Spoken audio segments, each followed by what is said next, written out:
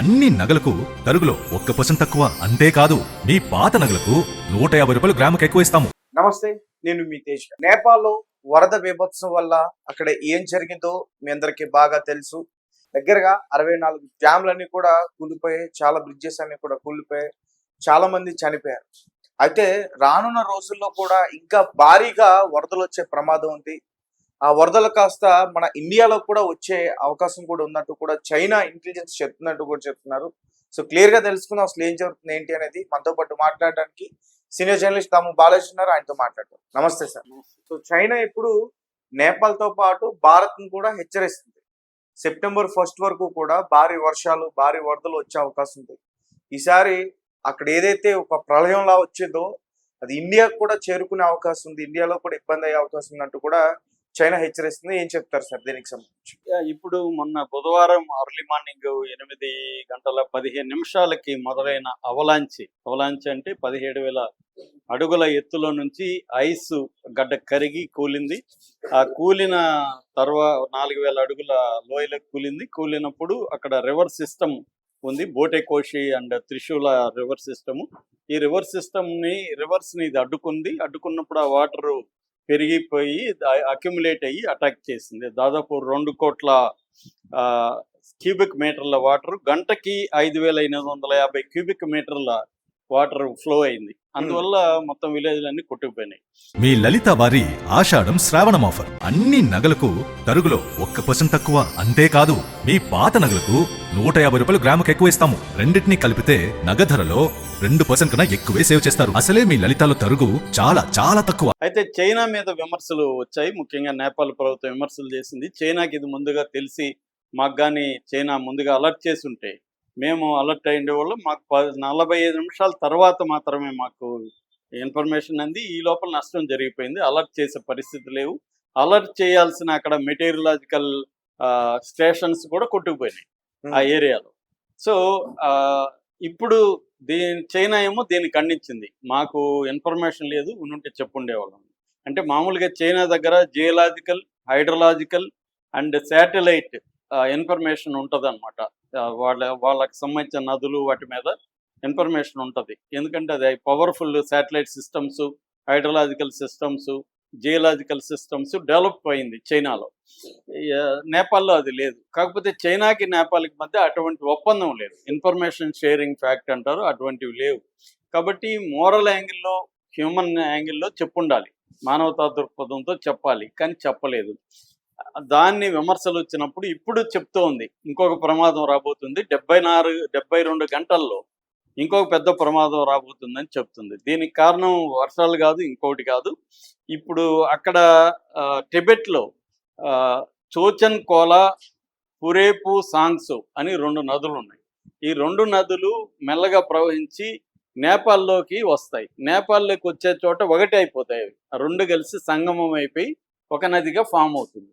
ఈ ఫామ్ అయ్యే చోట, సంగమం జరిగే చోట ఒక పెద్ద సరస్సు ఈ మధ్య ఏర్పడిందంట, నేచురల్గా సరస్సు. ఆ సరస్సులో 20 లక్షల క్యూబిక్ మీటర్ల వాటర్ ఆల్రెడీ అక్యుములేట్ అయ్యి అది పొంగుతుంది ఆల్రెడీ. ఇప్పుడు వితిన్ 74 అవర్స్లో సెప్టెంబర్ 1 లోపల ఇంకొక 30 లక్షల క్యూబిక్ వాటర్ దాంట్లోకి రాబోతుంది. ఆల్రెడీ స్టార్ట్ అయింది. ఈ 30 లక్షల క్యూబిక్ వాటర్ కానీ చేస్తే 50 లక్షల క్యూబిక్ వాటర్ అనేది కంటైన్ చేసే పరిస్థితి చెరువుకు లేదు. చెరువు తెగిపోతుంది.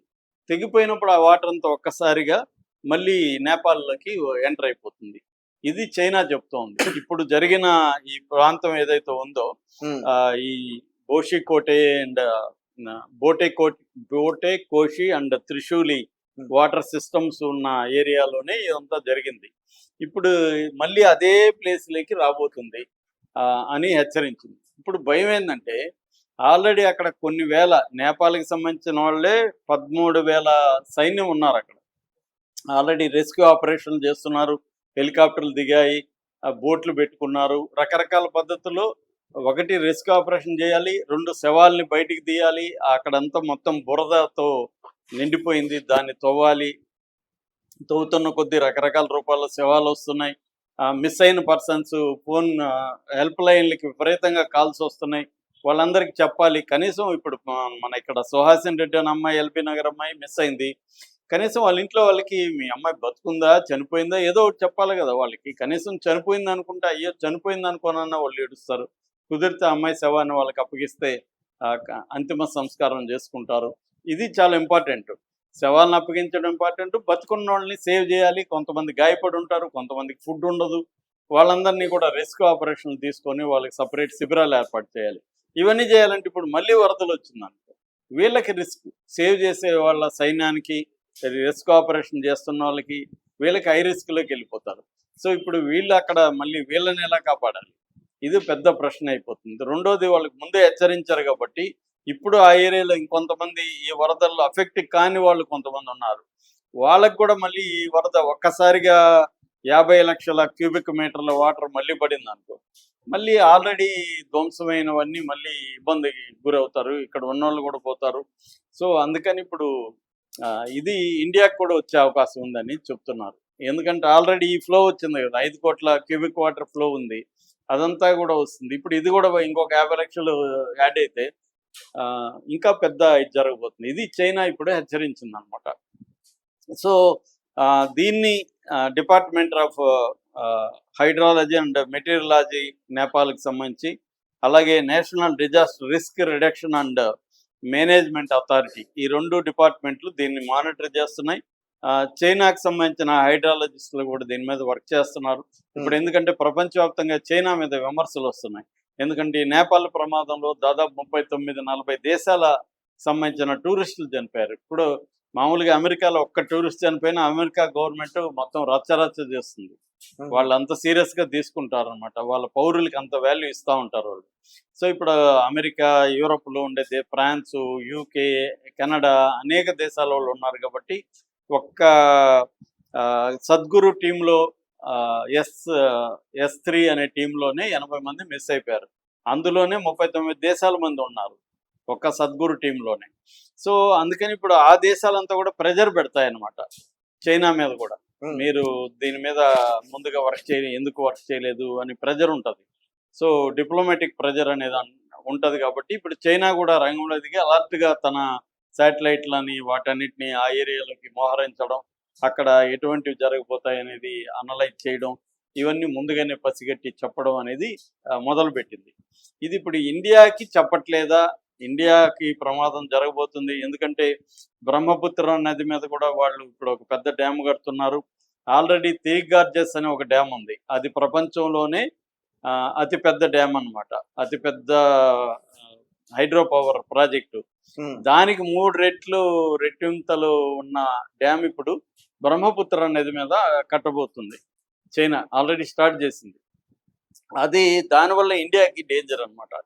అంటే చైనా మా ఇండియాకి ఒక రకంగా శత్రుత్వంగానే ఉంటుంది. మన శత్రువు పాకిస్తాన్కి ఫ్రెండ్ చైనా. పాకిస్తాన్లో దాదాపు $70 బిలియన్ ఇన్వెస్ట్మెంట్ చేసింది చైనా. చైనా పాకిస్తాన్ కారిడార్ నిర్మిస్తుంది. మరోపక్క $30 బిలియన్ అప్పిచ్చింది పాకిస్తాన్కి. అటువంటి కండిషన్లో చైనా ఇండియాని ఏదో ఒక రకంగా దెబ్బతీయడానికి ట్రై చేస్తుంది. ఎందుకంటే చైనాకి ఎప్పుడైనా కాంపిటీషన్ అంటే ఇండియాని. ఇప్పుడు కాకపోవచ్చు 20 ఏళ్ళకు 30 ఏళ్ళకు. సెకండ్ ప్లేస్లో చైనా తర్వాత ఇండియా ఉంది కాబట్టి ఎకనామిక్గా కూడా. రెండోది ఒక డొమెస్టిక్ మన మార్కెట్ కూడా అతి పెద్దది. చైనా ప్రోడక్ట్కి మన మార్కెట్ కూడా చాలా ఇంపార్టెంట్. సో అందువల్ల ఇక్కడ డొమెస్టిక్ మ్యానుఫ్యాక్చరింగ్ సెక్టర్ డెవలప్ కాకుండా కూడా చైనా చూసుకుంటుంది. ఎందుకంటే దాని మార్కెట్ పడిపోతుంది ఇక్కడ domestic market, manufacturing market develop అయితే. ఆ రకంగా ఇండియాని ఏదో ఒక రకంగా నష్టపరచాలని చైనా ట్రై చేస్తూ ఉంది. అందుకనే మనకి ఇన్ఫర్మేషన్లు కరెక్ట్గా ఇవ్వట్లేదు. ఇవ్వాలని ఒప్పందం ఉంది, మనకి వాళ్ళకి మధ్య అగ్రిమెంట్ ఉంది. అగ్రిమెంట్ 5 ఏళ్ళకి ఒకసారి రెన్యువల్ జరుగుతుంది. కానీ చైనా అది చేయట్లేదు.